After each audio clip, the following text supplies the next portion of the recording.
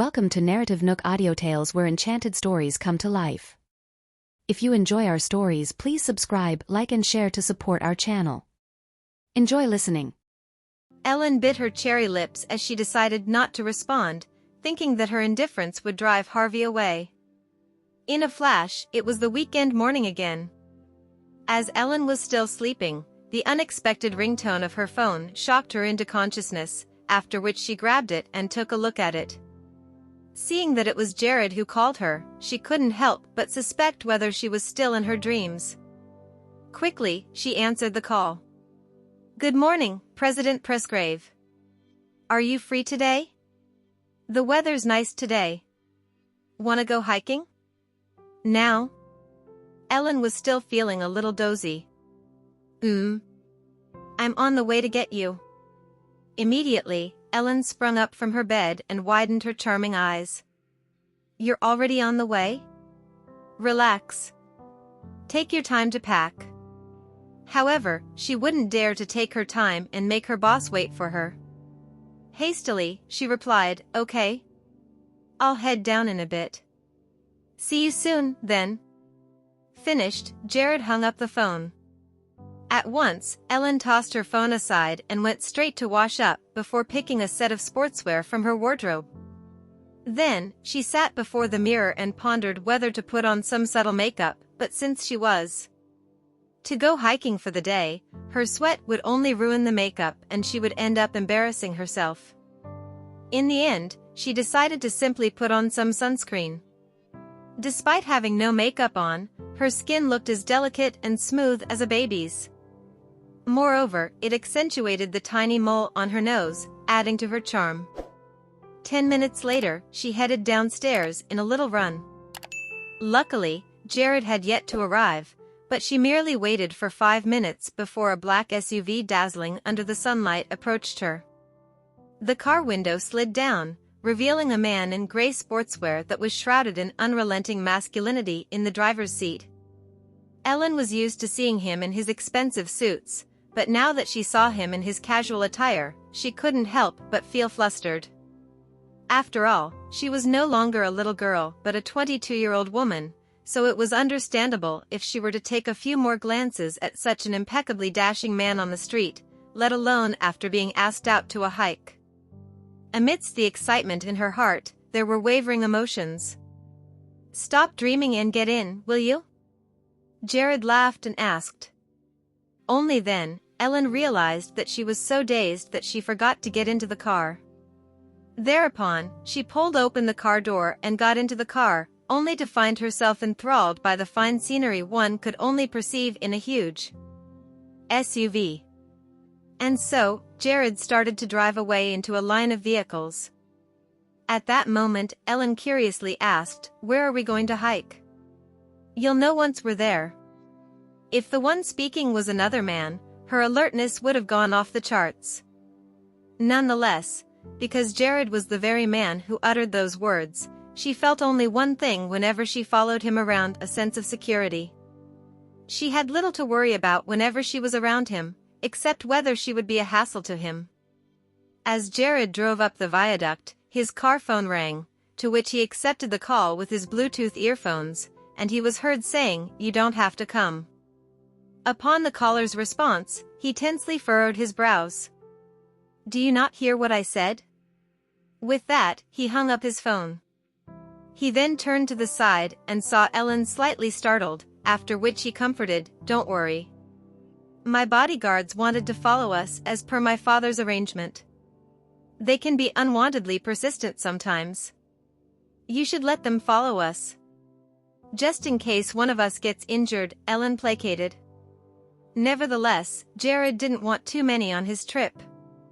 Essentially, his destination was a mountain his father brought him to hike back when he was a child. Although it was somewhat distant, he wished to revisit it once more. After half an hour of high-speed drive, they reached a county road near Averna, before proceeding for another 20 miles from the county road.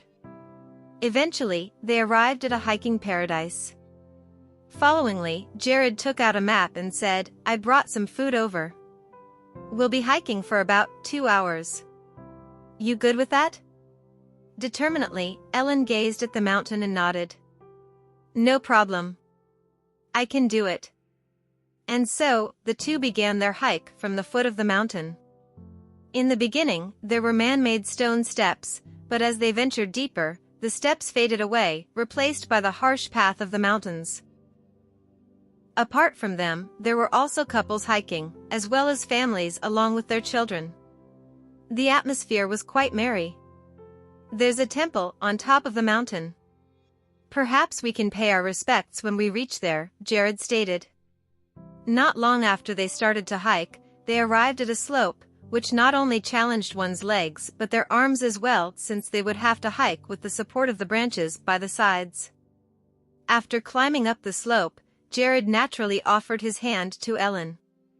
Seeing him extending his hand over, Ellen was dazed for a moment before bashfully reaching for his hand.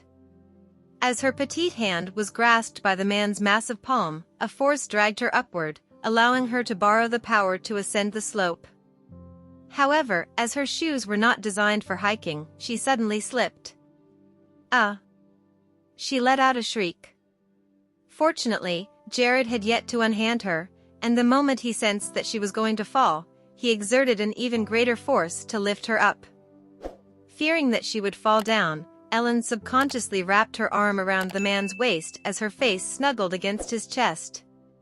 Thereupon, the two firmly embraced each other on the 60-degree slope. As Ellen was shocked, she hugged Jared especially tightly, while he comfortingly patted the woman in his arms as he encouraged, "It's okay. I'm holding you." After she regained her stance, her face grew extremely red. After all, it was her first time holding a man this tightly, let alone the fact that the man was her very boss, but by no means did she do it on purpose. Upon Jared's forceful pull, Ellen safely made it up the slope. With that, they continued to traverse through the captivating, primitive scenery and fresh air. As a chilly breeze blew over, they were highly invigorated, since such a sensation couldn't be felt in the city. Ellen felt exceptionally relaxed, as the atmosphere helped her forget all her troubles. Besides, hiking with her handsome boss was nothing but thrilling. At the side, there were a few smooth boulders. Jared sat on one of them and pulled out 2 water bottles from his backpack and delicately twisted open the cap before handing one of them to Ellen. Feeling spoiled, Ellen extended her arm to receive the bottle and said, "Thank you." "You're welcome." Jared, too, was happy. It only took him a call for her to willingly join him on the hike. After taking a couple of sips of the water, Ellen put down the bottle and took out her phone to snap pictures of the surrounding scenery. At the same time, Jared's phone beeped as a notification popped up. He then put down his bottle to check out the message. After taking a few more photos of the scenery, Ellen suddenly felt thirsty again. She then grabbed an opened bottle and started drinking. Followingly, Jared put his phone back into his backpack. When he reached for his bottle the next moment, he realized that the bottle he drank from disappeared as there was only a bottle that was sipped a few times left. Then, he was stunned to find Ellen drinking from the bottle he drank from. Taking a huge gulp, he pretended as though nothing happened and grabbed Ellen's bottle before naturally chugging down the water. Ellen was completely clueless about the awkward matter. Otherwise, if she knew that she was drinking from Jared's bottle, she would have died of embarrassment. Accordingly, Jared took out some bread and snacks. Among the snacks, a box of chocolate, which he brought over specifically for Ellen, stirred up her desperation. "Here. Women's favorite. Did you bring this just for me?" she asked out of surprise. Jared nodded. Enlivened, Ellen grabbed one of the chocolate pieces and handed it to him. "Do you want one? It tastes really good." In response, Jared accepted it and munched it. Although it wasn't his favorite dessert, he still complimented it. Indeed. At that moment, 2 women behind them reached where they were. When their gazes fell upon Jared, their hearts palpitated. They saw this perfect specimen of a man back when they were at the foot of the mountain, but never expected to bump into him again here. Coincidentally, there was a boulder beside them, which they then walked over to and sat on. The two women were constantly peeking at Jared, silently sighing. How did this girl find such a boyfriend? What a prince he is! Hello, you guys. The prettier woman amiably approached and greeted them. In response, Ellen smilingly replied, "Hello, there." The prettier woman tentatively inquired, "Are you guys a couple?" "No. We're just friends." Ellen hastily shook her head. She wouldn't dare to pretend to be Jared's girlfriend, as she thought it'd be disrespectful to him. "So, you guys are?" Surprised, the woman quickly asked. "He's my boss," Ellen answered. The two women felt their hearts beat faster. So, this hottie isn't the girl's boyfriend. Oh my. I want to get to know him. If only I could get his number. Hey, mister. We're kinda scared of hiking alone. Can we join you instead? The prettier woman boldly asked, intent on getting to know Jared. Nonetheless, Jared hadn't the slightest desire to know the women. He blandly answered, "There's a lot of people here. There won't be a problem. Come on, mister. Allow us to join you, pretty please? We can be friends as well." The prettier woman was obviously a woman of mischief given the affectionate expression on her face. Catching the sign, Ellen thought, President Presgrave sure is a popular one. Any woman would die to be with him. Sorry. I just want to spend time with my girlfriend. Finished, Jared held Ellen's hand and walked away. Ellen was stupefied by what just happened. What? Did he just say I am his girlfriend? Instantly, the two women behind them were devastated, never expecting such a stunning man to be so heartless. And so, Ellen was dragged away by Jared for a distance as her heartbeat was all over the place. President Presgrave, why did you say I am your girlfriend? Ellen asked out of confusion. Visibly annoyed, Jared answered, had I not done that, those girls would have clung to me the entire day.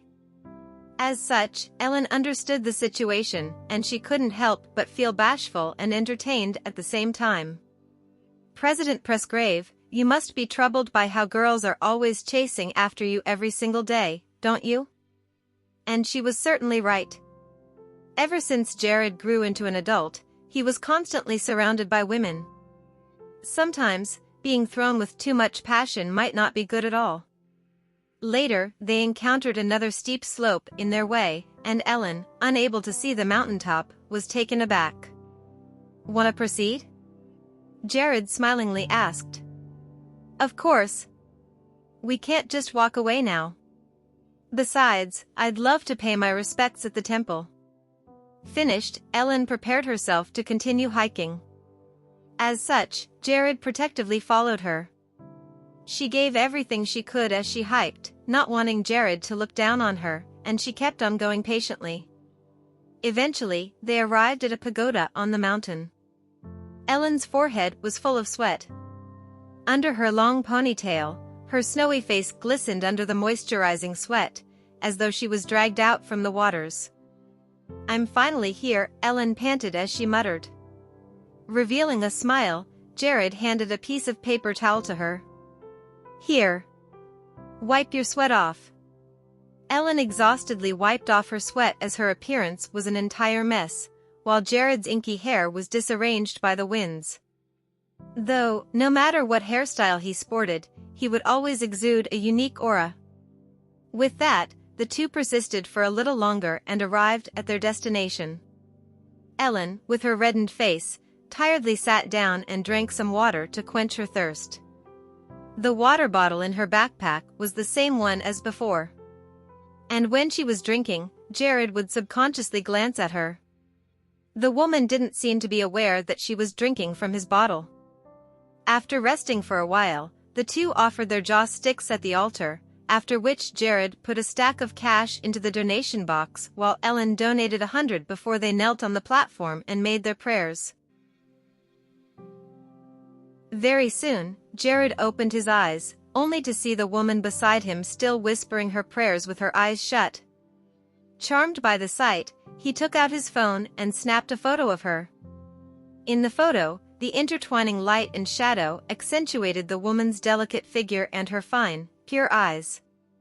The shot was beautiful as if it was blessed by sacred lights. After taking the photo, Jared withdrew his phone. He merely thought that the scene would make for a good shot and captured it without any other motives. After resting for half an hour on the mountaintop, the two took another route down the mountain.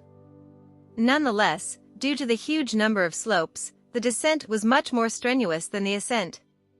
At the first slope, Ellen slipped and fell down, but luckily her backpack absorbed the impact, or her clothes would have been ripped apart. "Hey, are you okay?" Concerned, Jared immediately went to her. Her palm reddened.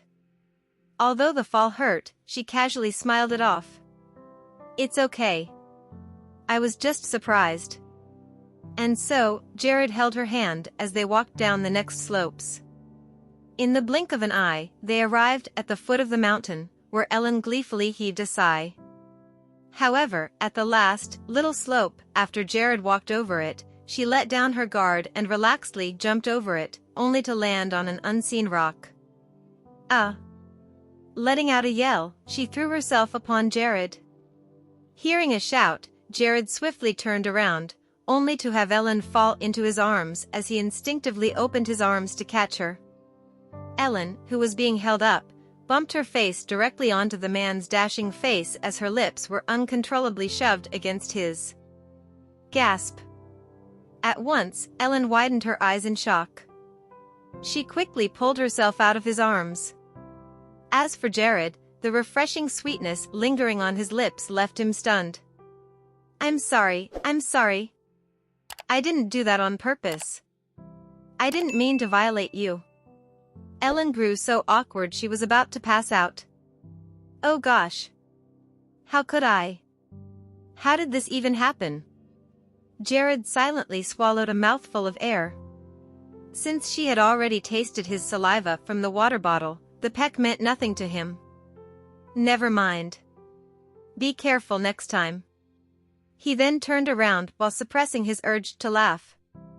Covering her face in bashfulness, Ellen urged herself to be warier of the path so that she wouldn't commit another unwanted mistake. When they were returning to the parking lot, they found two other SUVs parked at each side of Jared's car. 6 bodyguards marched out of the vehicles and called out to him, "Young Master Jared." In Ellen's eyes, it seemed as though a gang of lackeys was fetching their young master home.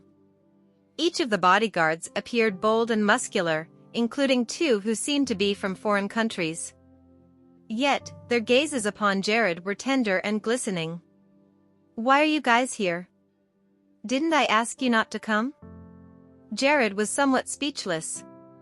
"Young Master Jared, you must be tired from the hike. Allow me to drive you home." One of the bodyguards offered to help.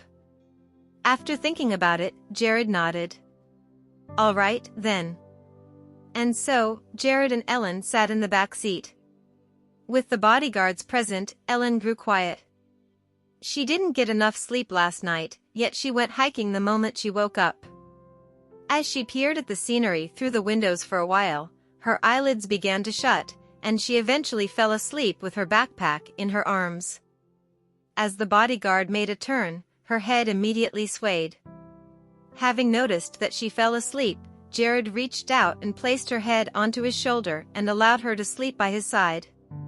Lying against solid support, Ellen's body stopped swaying around as she resumed her sweet dreams on their way back to the city.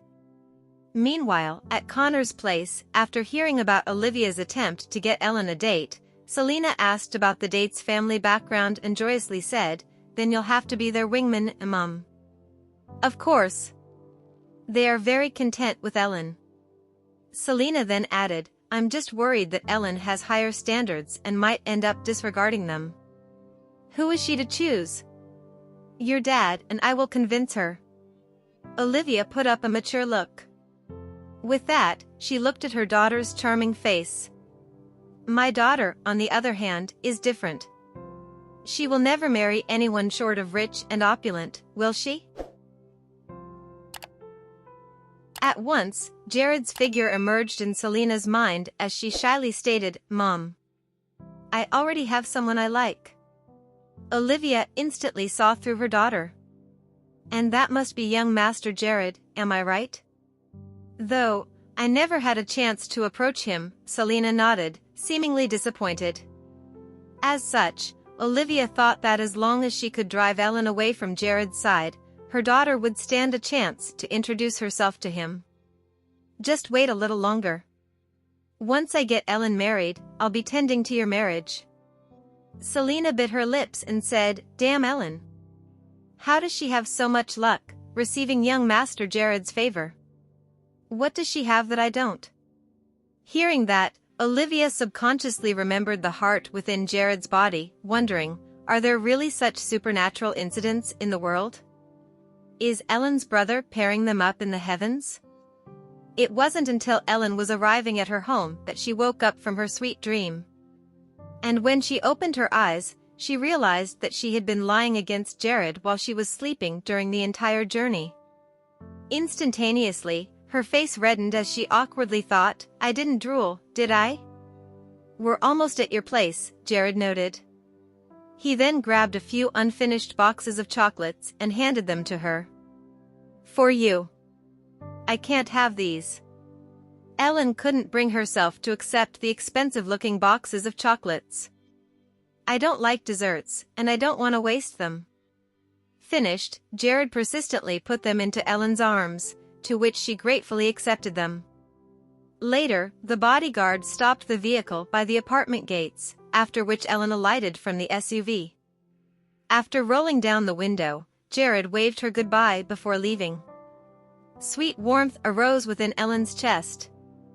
Jared emanated the classiest, most perfect manners, and hanging out with him certainly felt comforting and cozy, as though it was the breeze of spring. Meanwhile, in the SUV, Jared withdrew his smile and questioned the bodyguard in front of him. "Did you report this to my father?" "No, but we hope that you won't be as stubborn next time. At least allow us to protect you in your ventures." The bodyguard let out a sigh. Jared was aware that his parents were overprotective of him, and that was all because of the car accident 10 years ago. He gently clutched his chest. The heart that was currently beating within him was actually of another person. Even now, he had never seen a photograph of the donor, and all he knew was how grateful his parents were toward the family of the donor and how they treated them as though they were their own relatives, lending them their hands whenever they were troubled. However, his parents forbade him from interacting with the family.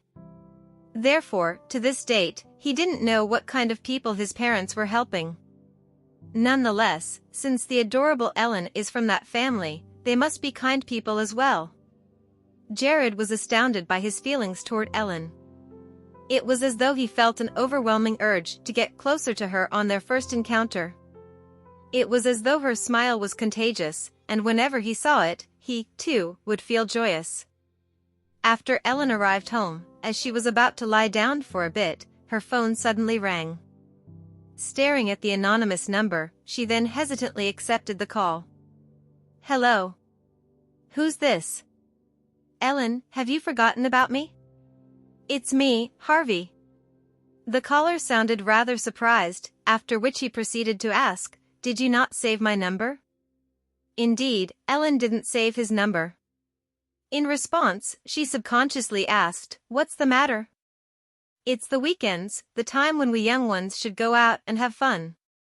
"Come, I'll bring you somewhere fun," Harvey invited. "Sorry, I went hiking with a friend this morning and I'm exhausted." "I don't think I'll join you tonight," Ellen refused. "That's no problem. I'll drive you. We'll go have a delightful dinner." Harvey was passionate and insistent on taking her out. "Sorry, but I really don't want to go out." "Thanks." With that, she immediately hung up. Although she didn't want to upset Harvey, she didn't want to have anything to do with him either. Come on, Ellen. Your uncle and my father are the best of friends. We can be friends too." I'm sleepy. Let's talk about it next time. Ellen politely wrapped up the discussion before terminating the call. After setting her phone into silent mode, she drifted into dreamland. At that moment, the smoking Harvey cursed in his car, "What the? If you weren't that pretty and loaded, I wouldn't have set my eyes on you." He condemned orphans like Ellen because she was not from a powerful family to bolster his life. Thus, his parents told him to marry her to rip her off over that demolition payment. He need not ask her for kids to make it easy to bring up a divorce a few years later. By then, he could still marry an influential woman who would be the godsend to his breakthrough in life. Ellen was merely the springboard for his life. She had no one to turn to even if she was tricked. Murray and Connor were acquaintances, so Harvey was aware of Connor's apathy toward her. The weekend passed just like that. Ellen went to work at 8:30 a.m. When it was barely 9 o'clock a.m., a man holding a bouquet appeared. She intended to run away at the sheer look of the incoming person. "Oh, my goodness! Why is Harvey here?" Hugging a bouquet, he alternated his gaze left and right. In the end, his gaze landed on the receptionist's desk as he heard of her position. Almost instantly, he caught sight of the girl sitting at the desk. Despite her intentional avoidance, he approached her enthusiastically. "Ellen, you do work here. Look. I brought you flowers. Isn't it pretty?" He went all out just to buy the most expensive roses for her. She put on a stern face. "Mr. Fuller, it's the working hour, so please do not cross the line. I too leave right after I give you the flowers. I won't bother you." He quickly put the bouquet on her desk and decided to be thick-skinned until the end. I'll be sending flowers every day until you promise to have a meal with me." Ellen grabbed the flowers, which she did not wish to receive, and chased after him. However, he had already exited the lobby. He would not give her the chance to return them since he was aware of her intention. Right when he opened the door to hop into the car, she caught up. "Harvey, wait!" She almost tripped herself along the stairs due to her speed. At that moment, a black sports car almost ran into her. Fortunately, the driver reacted quickly enough to step on the brakes and was equally surprised. When Jared realized it was none other than Ellen, he broke into a cold sweat. "Ellen?" To his relief, she was unscathed, holding onto the bouquet. She was talking to Harvey beside his car. "Mr. Fuller, please take back the flowers." "I don't want them," Ellen insisted. "Don't you girls love pretty stuff? I spent almost $300 on them. I'm serious about you. Please accept them, Ellen. I'll give you something better next time." He feigned sincerity. "I can't take them. Please do not send me flowers during working hours." "Thank you." She placed the flowers into his car before leaving. Hey. Ellen, what do you mean by this? I already bought them." "Whom am I supposed to give them to other than you?" said the frantic man, as he did not wish to let his money go down the drain. Still, she strode to the lobby's entrance without looking back. Harvey grumbled in frustration, "Damn it." He entered the car and wanted to drive away, yet a black sports car was blocking the way. He would usually go berserk, yet the sight of the expensive vehicle intimidated him. So, he wound down the window to talk to the other driver politely. "Hey, dude. Make way, please." Jared wound down his window and glanced at him before parking his car at the front. The interested Harvey followed suit and started a conversation with Jared. "Dude, how much did you spend on your car?" Alighting from the car, Jared stared coldly at Harvey because he did not intend to respond to the guy. In the end, the awkward Harvey decided to take his leave. Back at the receptionist's desk, Olive whispered to Ellen, advising her not to loaf about during working hours, or she would be penalized. Ellen did not want that either, for she even warned Harvey not to send her flowers again. At that moment, Olive straightened her back to greet the incoming young man along with the others. "Good morning, President Presgrave." Ellen could not react in time, hence the tardiness. "Good morning, President Presgrave." Her voice alone reverberated in the lobby because everyone had done their salutations by the time she stood up. Feeling embarrassed, she could not help her flushing cheeks. Jared's eyes naturally fixed on her. A smile appeared across his lips the moment he saw her. Then, he responded to everyone, "Save the greetings whenever I'm at work. And spare me a moment, Ellen," he called for her on the spot. She froze at her spot, looking left and right to realize that only her name was mentioned. She had no choice but to rise from her seat. Now that he was seeing her as the company's president, her heart surged to her throat. Once they came to a pillar, Jared cut to the chase. "I saw you and a guy fighting back there.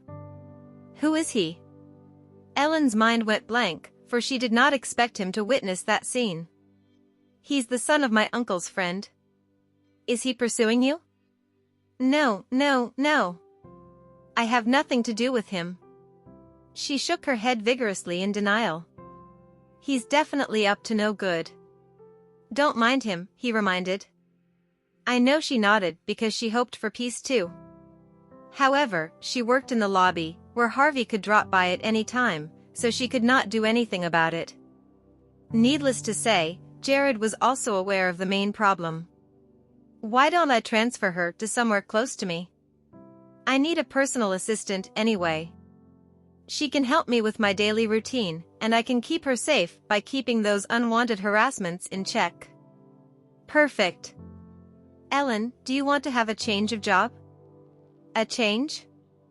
That idea did not cross her mind at all. "I need a personal assistant, so you can take office from now on." "Huh? Me? But I haven't done anything relevant to that." She lacked confidence. He smiled. "You don't have to worry about that. I don't bite." He assured her to get back to work first, before treading toward the elevator. Once Ellen was back in her position, Olive came up to her. "Ellen, why did he ask for you?" "Nothing." Ellen figured that it was not the time to bring up the job rotation. The tactful Olive quelled her doubts at her response. If President Presgrave takes special care of Ellen, she won't need to serve as a receptionist anymore. As Olive expected, Ellen received a job rotation email from the Human Resource Department at noon. She went to the manager's office as required, and Joanna looked at her enviously. "Ellen, you're promoted. You'll be working as the president's personal assistant from now on." Her face turned crimson at that. "That sounds kinda weird." "Personal assistant?" Seeing through her mind, Joanna grinned. "Don't get me wrong. We're a proper international company. As the president's assistant, you're required to take care of his personal life. The president will elaborate on the details himself later." In actuality, Joanna was clueless about what kind of a person Jared was. The only time she encountered him was during a meeting among the senior employees. Thereafter, she had the impression that Jared was a strict and serious person. Ellen did not foresee the promotion to be this soon either. "You should report yourself at the floor where the presidential office is." After thanking Joanna, she headed upstairs by the elevator. The moment she came out of it, a secretary in her early 30s escorted her. "Ellen Rice, come this way, please." Ellen trailed behind the lady. The whole floor appeared unusually solemn and strict, and she was on tenterhooks. Jumbled thoughts flooded her because she did not have the slightest idea of what kind of work she needed to do. "Ellen, here's your office. You are directly under President Presgrave, so he will tell you your duties himself. All you gotta do is do as you're told to." "Then do I need to go through any handover documents?" inquired Ellen. The secretary gave it a thought before shaking her head. "I'm not sure either. You're his first personal assistant, so just wait for his orders." She strode away just like that, leaving Ellen in muse while propping her chin. A couple of moments later, the landline on her desk rang out suddenly, making her jump. Quickly, she answered the call. "Hello? Come to my office." Jared's gruff and enchanting voice resounded. "I guess I have incoming work now," Ellen thought. "Okay. I'm on my way." Taking a deep breath, she walked to his office and knocked on the door. The second she opened the door, Jared was removing his blazer to reveal the dark gray vest and white shirt underneath. "Geez, he's a real-life Prince Charming. Have a seat. Let's talk about your job scope." He pointed at the couch. Is he going to deliver my job scope personally? She was not sure whether to cry or laugh at reality. Once Jared took a seat, the jittery Ellen proceeded to sit down with a straightened back. With her hands placed on her knees, her serious gaze began to focus. Seeing that, he burst into laughter. "Relax. I don't bite. But you're the boss. How am I supposed to relax in front of my boss?" She was helpless. "May I know what I have to do from now on, President Presgrave? Can you make coffee?" "Yes, I worked at a cafe before." "Great. That is your job for now." The lenient boss found something for her to do. Now that she worked as his assistant, he needed to at least put something on her plate, and it happened that no one was responsible for making coffee yet. Is that it? She blinked her eyes, recalling Joanna's words about the 5-fold increase in her income. Yet, that was all she had to do? Meanwhile, Selena and her colleagues returned to the office upon having lunch. When they bypassed the receptionist's desk, she intentionally glanced at Ellen's place to find it empty. Where is she? Why isn't she on duty? Perhaps she's fired after making a mistake? Or did she resign? The curious Selena approached Olive with a smile. "Hi, there. I'm wondering where Ellen has gone to." "Oh, Ellen, you say?" "She's transferred to another position." "To?" "We're not sure either." "She's transferred to another position? But hasn't it been 2 weeks since she started working?" While Selena had questions, one of the other receptionists piped up, "Didn't President Presgrave speak to Ellen personally this morning? I bet she's working for him right now." Selena happened to hear that and quickly followed up. "He spoke to Ellen this morning? Has she done something wrong?" "Nope. He was all gentle and smiling, though," the receptionist responded. "So, she's not fired but promoted? Is she working for the presidential office now?" Mixed feelings boiled in the pit of Selena's stomach. She fished out her phone to message Ellen as she was on her way to the elevator. "Ellie, I heard you've been transferred. Which department are you in?" Ellen checked her phone upon hearing the notification. Noticing that it was Selena, she sighed. However, she could not ignore her cousin, could she? "I am now an assistant on the presidential floor," Ellen replied, not wanting to point out her job as Jared's personal assistant.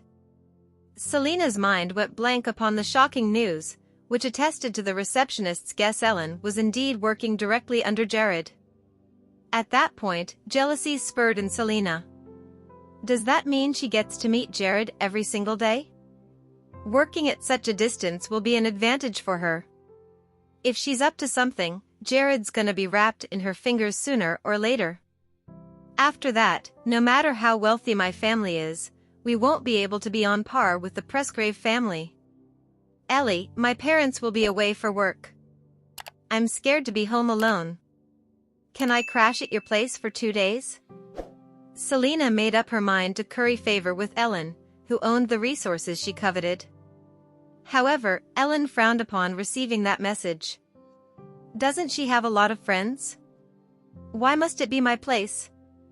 5 minutes later, her phone rang as Connor called her. She quickly answered the call. "Uncle Connor."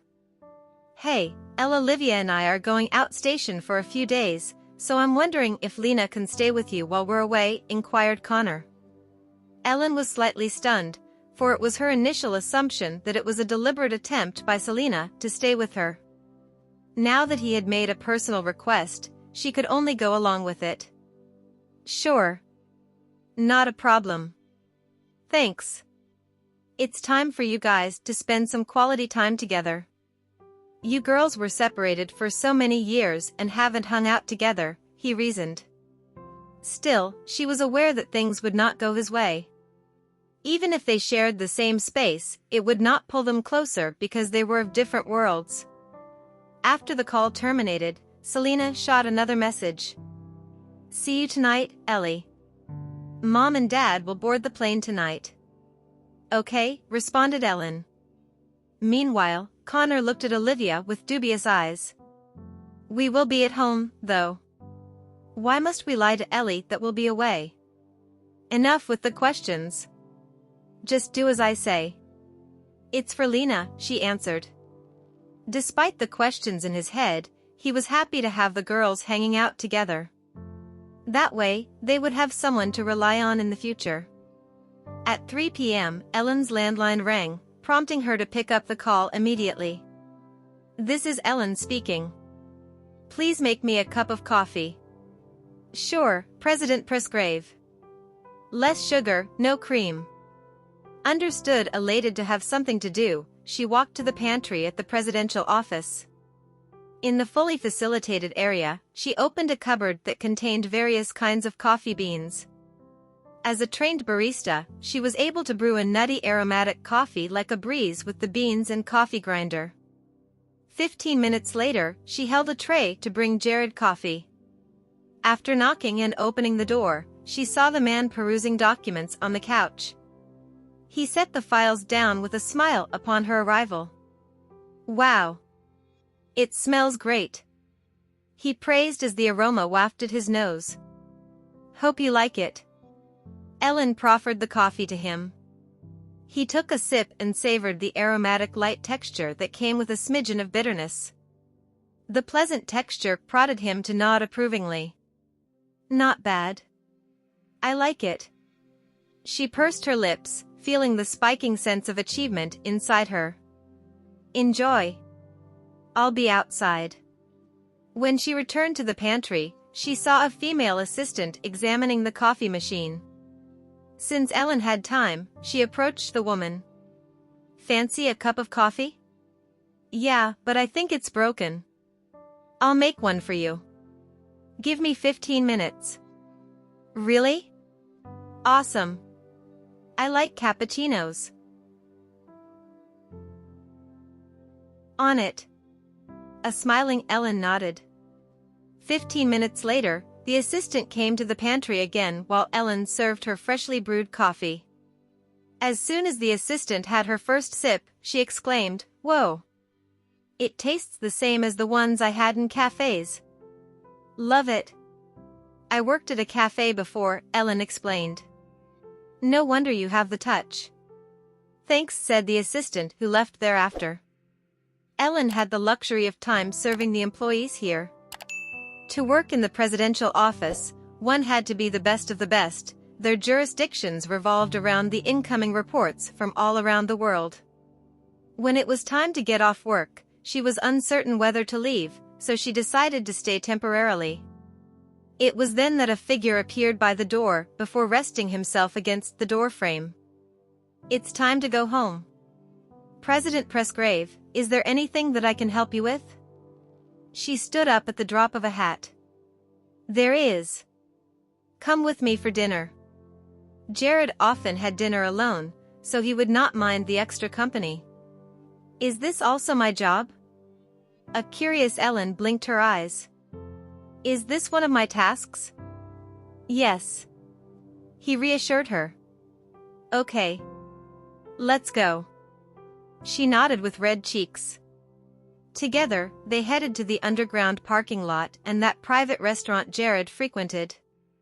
The kitchen served different menus every day, and enticing dishes were on today's menu. Every dish was meticulously concocted, and the chefs prioritized taste and nutrition over quantity. So, Jared ordered 6 from them.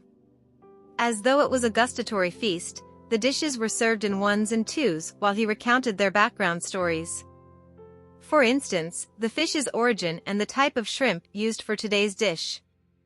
Ellen pricked her ears at his broad insight. Despite the little age gap between them, his knowledge knew no bounds. She was deeply impressed by the fact that he knew everything from A to Z.